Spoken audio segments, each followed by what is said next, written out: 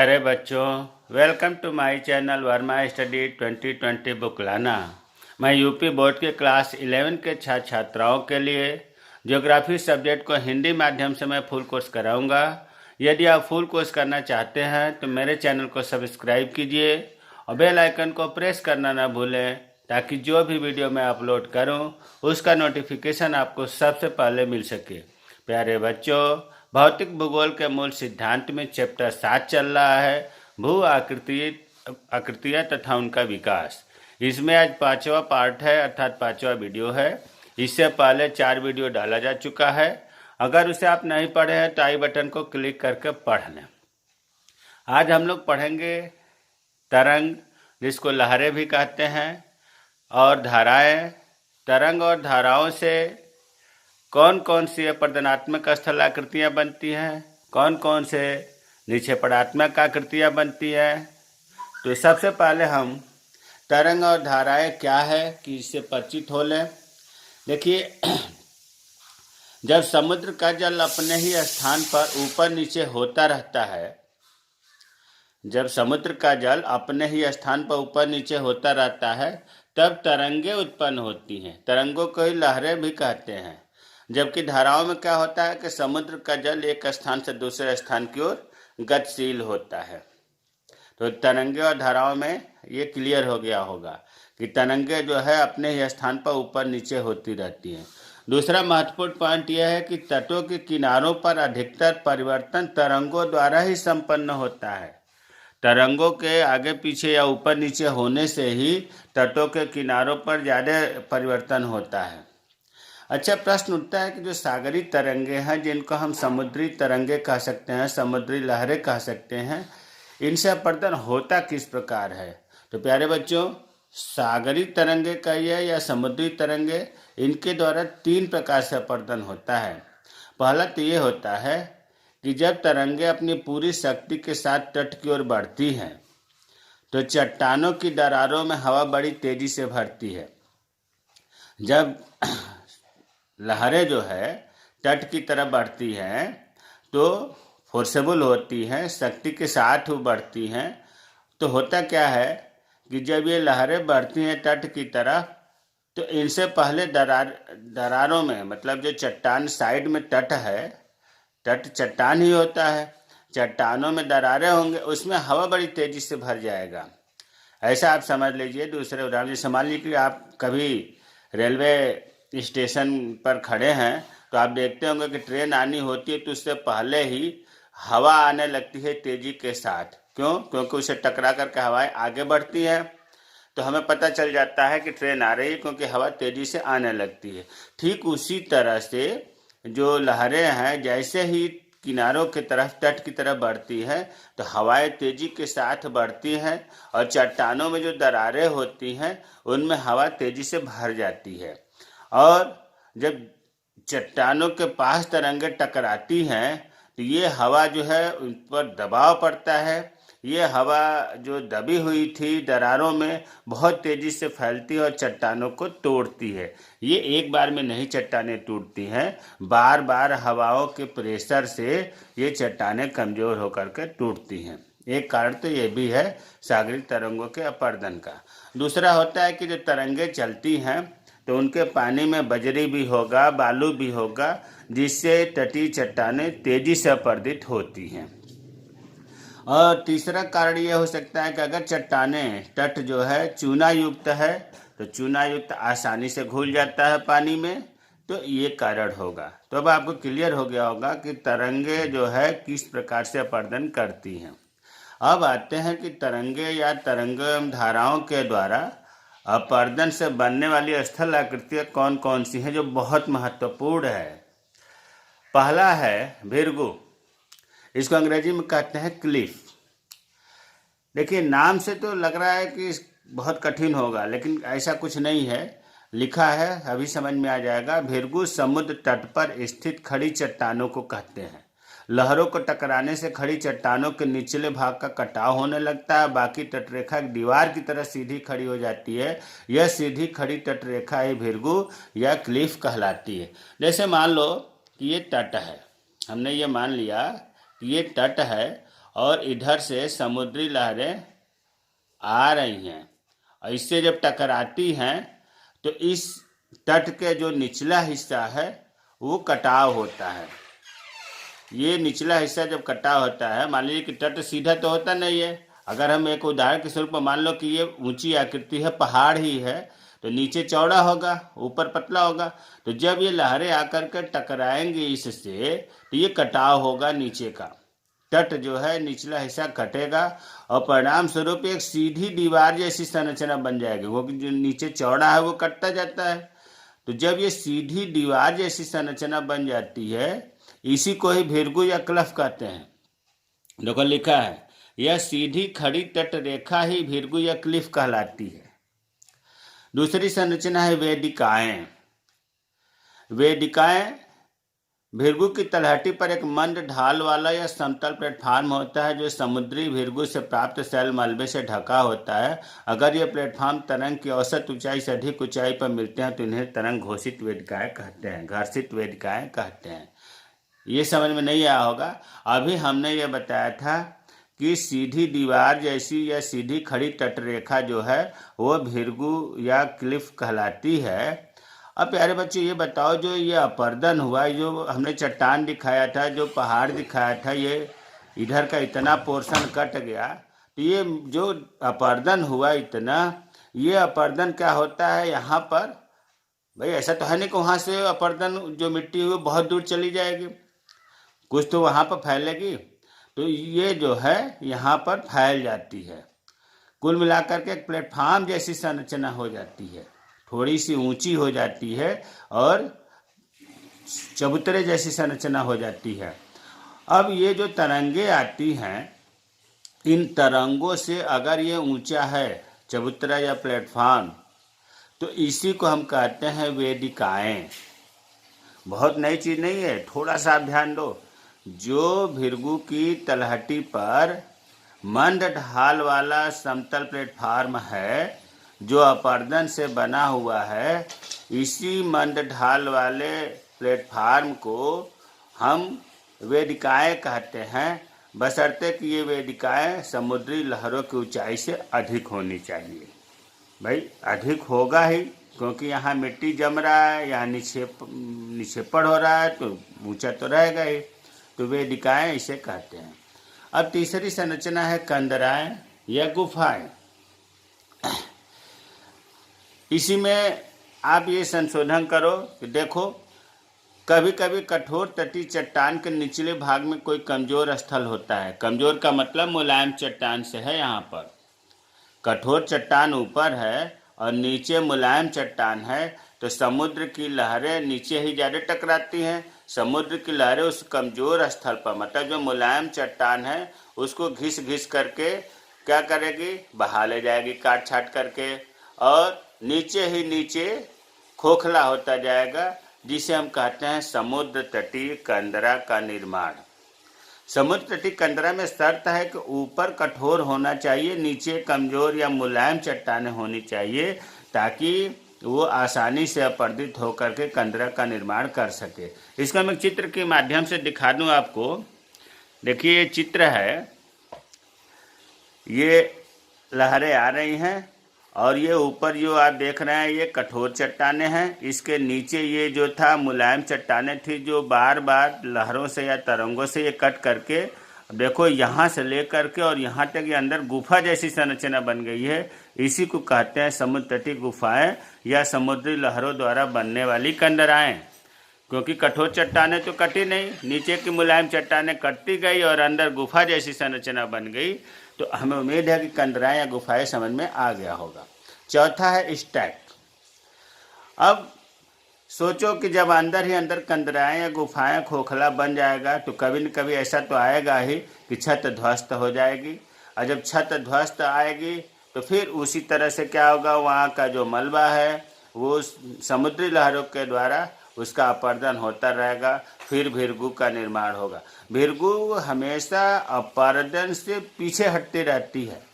ये ध्यान देना है कि भीरगु फिक्स स्थायी स्थलाकृति नहीं है, ये तो अपर्दन होता है। या भीरगु का ही सीधी दीवार बना हुआ है, किसी दिन भरभरा गया, किसी दिन गिर गया, ध्वस्त हो गया, तो फिर क्या होगा, नीचे मिट्टी है उसका अपर्दन होता जाएगा, लहरों के द्वारा वो मिट्टी हटा दी जाएगी, फिर सीधी दीवार बन जाएगी। तो जो पहले भृगु के जहाँ स्थान था उससे पीछे हो गया, तो पीछे जब हो गया तो इसी पीछे हटने से ऐसा तो है नहीं कि टोटल जो दीवार थी या जो मलबा था वो पीछे हट जाएगा, थोड़ा बहुत वहाँ छूट जाता है, थोड़ा बहुत जो पहले का चट्टानों का अवशेष रह जाता है जो अलग थलग दिखाई देता है। इसी अलग थलग चट्टान को ही हम समुद्री स्टैक कहते हैं। फिर एक बार समझिए कि मान लो कंदराओं की छत गिरने से या भृगु की सीधी खड़ी तट रेखा गिरने से जो भृगु है वो पीछे की तरफ खिसकता है, और खिसकने के अंतर्गत ये देखने को मिलता है कि कुछ अवशेष अलग थलग छूट जाते हैं, ऊंची चट्टानें दिखाई देती हैं, जिसको कहा जाता है समुद्री स्टैक। तो ये अभी आपने देखा पर्दित स्थल रूप से 4 आकृतियां बताई गई, भृगु, वेदिकाएं, कंदराएं और स्टैक। अब आते हैं निक्षेपित, मतलब जमाव के कारण समुद्री लहरों से कौन कौन सी स्थल आकृतियां बनती हैं। तो पहला आकृति हम पढ़ेंगे पुलीन और टिब्बे। पुलीन को बीचेज कहते हैं, आप नाम भी सुने होंगे। पर्यटकों के लिए पुलीन मतलब समुद्र के किनारे एंजॉय करने के लिए बहुत ही अच्छा पर्यटक माध्यम माना जाता है। तो देखिए इसमें सबसे पहले पुलीन पढ़ते हैं। होता क्या है कि थल से नदियों व सरिताओं द्वारा, भाई स्थल से ही तो नदियां बहते बहते जाती हैं, सरिताएं भी बहते बहते जाती हैं समुद्र में, और वो अपने साथ क्या ले जाती हैं, तमाम प्रकार के पदार्थ ले जाती हैं। फिर तरंगों के अपर्दन होता है, तरंगों में लहरें जो है आगे पीछे ऊपर नीचे हिलती हैं, तो इनसे भी अपर्दन होता है। तो नदियों के द्वारा, सरिताओं के द्वारा, तरंगों के द्वारा जब अपर्दन होता है और बहा करके जो लाए गए पदार्थ जमा हो जाते हैं, इसी जमाव को ही पुलीन, बीच कहते हैं। अन्य शब्दों में हम ये कह सकते हैं कि जलमग्न तट का उथला भाग ही पुलीन कहलाता है। आप छोटे से उदाहरण ले लें कि जब आप गंगा नदी में जाते हैं किनारे पर, तो किनारे पर बहुत उथला होता है, पानी तो होता है लेकिन गहराई कम होती है, तो जलमग्न भी है और उथला है। उसी तरह से समुद्र तटीय किनारे बहुत दूर तक जो उथला भाग होता है, जो पानी में डूबा रहता है लेकिन गहराई नहीं होती है, इसे ही पुलीन कहते हैं। और पानी का ही हिस्सा नहीं, कुछ सूखे हिस्से भी इसमें पुलीन में सम्मिलित होते हैं। तो हमें उम्मीद है कि समझ में आ गया होगा ये उथला क्यों होता है। अरे भाई, किनारे का अपर्दन का मिट्टी वहाँ फैल गया होता है, तट का अपर्दन का, या नदियाँ लाई होती हैं या सरताएं लाई होती हैं, इस वजह से किनारों पर उथला होता है। तो जलमग्न तट का उथला भाग ही पुलीन कहलाता है। पुलीन में होता क्या है, बालू, विशेष तौर से बालू होते हैं और कुछ कंकड़ पत्थर भी होते हैं। अगर मंद ढाल वाला है तट रेखा तो पुलीन की चौड़ाई बहुत दूर तक आपको दिखाई देगा, जो उथले पानी की तरफ पानी से डूबा होगा। पुलीन समझ में आ गया होगा। अब आते हैं टिब्बे। पुलीन जो आप देख रहे थे, पुलीन के ठीक पीछे पुलीन तल से उठाई गई रेत टिब्बे के रूप में, टिब्बे मतलब टीले के रूप में, स्तूप के रूप में निक्षेपित होते हैं। जो पुलीन है उसके पीछे रेत के टीले दिखाई देते हैं, जिन्हें हम टिब्बे कहते हैं। ये जो है समानांतर लंबाई में, तट रेखा के समानांतर लंबाई में ही ये टीले बनते हैं। तो पुलीन और टिब्बे समझ में आ गया होगा। अब आते हैं रोधिका, रोध तथा स्पीट। देखिए रोधिका, रोध, स्पीट में थोड़ा सा अंतर है, ध्यान देने की जरूरत है। सबसे पहले हम रोधिका, जिसको अंग्रेजी में बार्स कहते हैं, पढ़ते हैं। लहरें तट से टकराने के बाद, लहरें तट से बार बार टकराती हैं, वापस जब जाती हैं तो अपने साथ बहुत सा मलबा जैसे रेत, कंकड़, पत्थर आदि पदार्थ बहा कर ले जाती हैं। ये स्वाभाविक है। आप कल्पना करिए कि लहरें टकराई हैं और फिर टकरा के जब लहरें वापस होंगी तो किनारे जो तट है उसकी मिट्टी तो कुछ साथ में ले जाएगी, कंकड़ पत्थर ले जाएगी, और तट के लगभग समानांतर जो तट है उससे थोड़ी दूर पर उसी के जैसा जमा कर दे उस पदार्थ को जो वापस लेके आ रही थी। समानांतर तट के समानांतर किनारे के रूप में जमा कर दे लहरें, तो यह जमा पदार्थ ही धीरे धीरे बांध जैसी दिखाई देने लगता है, तंग पहाड़ी जैसा दिखाई देने लगता है, उभरे किनारे जैसा दिखाई देने लगता है, कटक जैसा दिखाई देने लगता है, जिसको हम कहते हैं रोधिका या बार। फिर आप इसको समझिए कि जब लहरें टकरा करके वापस जाती हैं तो जो अपने साथ कंकड़ पत्थर मलबा पदार्थ बहा कर ले जाती है, वो तट मतलब किनारा जहाँ टकराई थी उसके समानांतर थोड़ी दूर पर ये बाढ़ जैसी संरचना बना रहा है, मतलब जो लाई थी बहा करके वहाँ छोड़ देती है, और बार बार छोड़ने से वहाँ एक बार तैयार हो जाता है, इसे रोधिका कहते हैं। ये रोधिका जो है एक से अधिक होगा तो रोधिकाएं कहेंगे।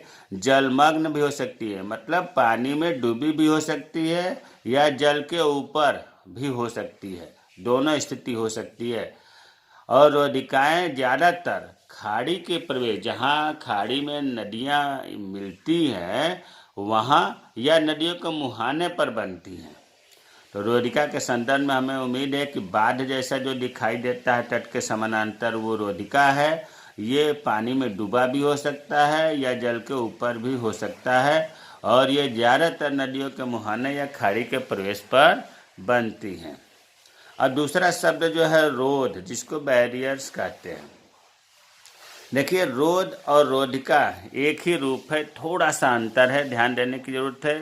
अभी आपने रोधिका पढ़ा, रोध बताने जा रहा हूँ। इनमें अंतर ये है कि रोधिका आपने देखा कि या तो जल के नीचे रहता है, जल में डूबा रहता है, जलमग्न रहता है, या अगर डूबा नहीं है ऊपर दिखाई दे रहा है तो इतना तो तय है कि उच्च ज्वार जब आएगा उस समय ये डूब जाता है। रोधिका जल के अंदर होगा, अगर ऊपर होगा तो ज्वार से बार बार वो डूबेगा, लेकिन रोध की ऊंचाई इतनी ज़्यादा होती है कि ये डूबता नहीं है ज्वार आने पर भी, यही अंतर है। रोध जो है इसकी ऊंचाई ज़्यादा होने के कारण जल से ऊपर ही हमेशा रहता है, ज्वार आने पर भी नहीं डूबता है, जबकि रोधिका ज्वार आने पर डूबेगा या पहले से ही डूबा रहेगा। रोध का उदाहरण अमेरिका में, संयुक्त राज्य अमेरिका के पूर्वी तट पर मिलता है। अब तीसरा शब्द है स्पीट। देखिए, कई बार रोधिकाएं जो हैं इनका एक सिरा खाड़ी से जुड़ जाता है, एक सिरा रोधिकाओं का खाड़ी से जुड़ जाता है, इन्हें ही स्पीट कहते हैं। तो हमें उम्मीद है कि रोधिका, रोध, स्पीट समझ में आ गया होगा। तीसरा स्थान है लैगून। लैगून मतलब झील से है। देखिए, जब कोई रोधिका, जो आपने रोधिका अभी हमने बताया कि रोधिका वे आकृति होती है जो तट के समानांतर किनारे के रूप में बाढ़ जैसी संरचना बन जाती है, उसे रोधिका कहते हैं। अब सोचो कि ये मान लो कि तट है और ये रोधिका है, किसी तरह से ये बंद हो जाए तो इसका जो पानी है वो झील की तरह हो जाएगा, झील की आकृति बन जाएगी। लिखा है, जब कोई रोधिका समुद्र तट पर जल को घेर लेती है तो समुद्र से कटकर एक झील का रूप धारण कर लेती है, उसे लैगून कहते हैं। तट और रोधिका, क्योंकि तट के पैरेलल, तट के समानांतर ही रोधिकाओं का निर्माण होता है, और तट और रोधिकाएं मिल करके अगर किसी तरह से मान लो तट और रोधिकाएं इधर बंद कर दें मुँह, तो मिल करके एक झील का रूप धारण कर लेती हैं, इन्हें लैगून कहते हैं। दूसरे शब्दों में, रोधिका व तट के बीच का उथला व सकरा सागर ही, ऐसा तो है नहीं कि छोटा मोटा होता है। रोधिका और तट के बीच जो उथला है और पतला है सागर, उसको भी लैगून कहते हैं। दूसरे रूप में कह सकते हैं, जैसे उड़ीसा के तट पर चिल्का झील बना हुआ है, तट और रोधिका के बीच में चिल्का झील बना हुआ है। अब चौथा है विस्तृत तटीय मैदान। प्यारे बच्चों, जो झील बन जाता है रोधिका और तट के बीच में, वो पानी के तलछटों से, पुलीन से, वायु द्वारा लाए गए तलछट से, कुल मिलाकर हमारे कहने का है कि ये धीरे धीरे जो है भरता जाता है, और एक समय ऐसा आता है कि लैगून जो झील बना हुआ था इसके स्थान पर वो भर जाता है, तो चौड़े व विस्तृत मैदान बन जाता है। चौड़े व विस्तृत तटीय मैदान तट के किनारे विकसित हो जाता है। तो ये भी जो है निक्षेपित स्थल रूप है। तो निक्षेपित स्थल रूप में भी आपको 4 बताया गया। पहला पुलिन और टिब्बे, दूसरा बताया गया रोधिका, रोध तथा स्पिट, तीसरा बताया गया लगून और चौथा बताया गया विस्तृत तटीय मैदान। मुझे उम्मीद है कि समुद्री लहरों द्वारा बनने वाली विभिन्न स्थलाकृतियाँ वो अपर्दनात्मक हो या निक्षेपणात्मक हो, समझ में आया होगा। अगर नहीं समझ में आया है तो कमेंट बॉक्स में कमेंट करें, मैं रिप्लाई करूँगा। मेरे चैनल को सब्सक्राइब कीजिए। वीडियो कैसा लगा, अच्छा लगा, बुरा, ऐसा नहीं कि अच्छा है तभी कमेंट करें। अगर बुरा लग रहा है तो क्या बुरा लगा आप उसे बताएं, उसे कमेंट करें ताकि आने वाले वीडियो हम अच्छा से अच्छा बना सकें। जय हिंद, जय भारत।